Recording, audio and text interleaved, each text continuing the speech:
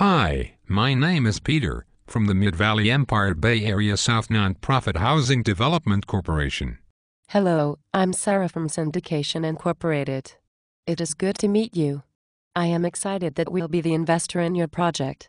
Yes, I am too. We picked you out of all the bids we received because it was the highest. But we need a few changes since last week when we accepted your bid. But Joel Rubensoul said that minor changes wouldn't be a problem. There are usually a number of changes in projects like this. What did you have in mind? Well, we've had to cut the reserves. Oh. Yes.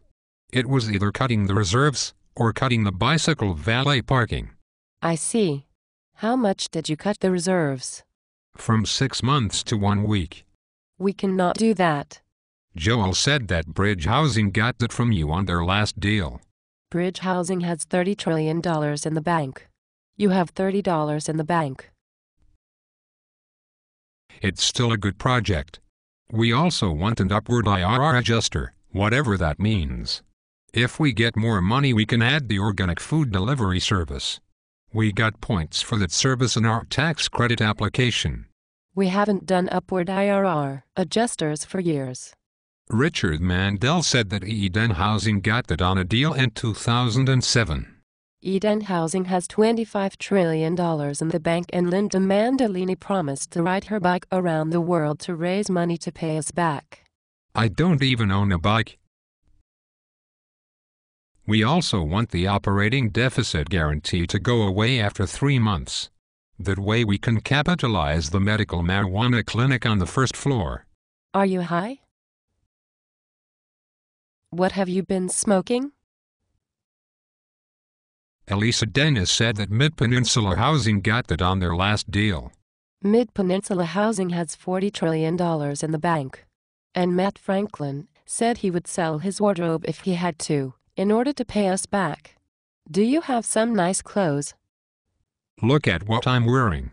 What do you think? We also need most of our developer fee at closing. Right now would be even better.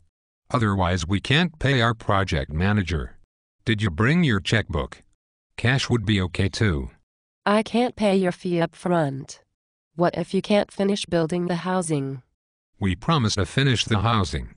Can't you take our word on that? Paul Biesmeyer said that he got that on a deal with Ben Phillips at Mercy Housing. Mercy Housing? Listen, when the nuns promise something, you know they are good for it. You don't have God on your side.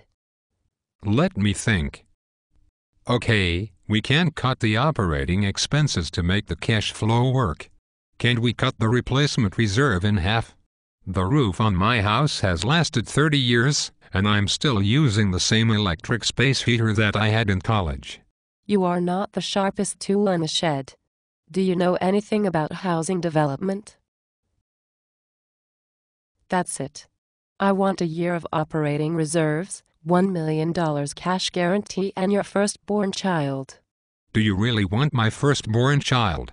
Sometimes housing projects don't work out the way they planned, and we need to take some game-changing action. Do you really want my firstborn child? Sometimes a little fear works to incentivize developers.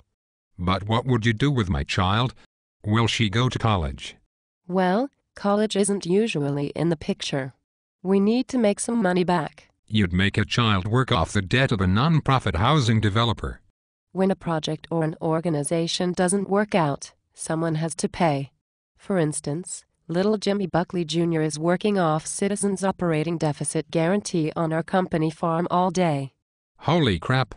And little Artie Evans Jr. really toughs it out every single day in the company coal mine in China. Wow, I had no idea that investors could be so cruel. We like to think of it as tough love. And we really love you.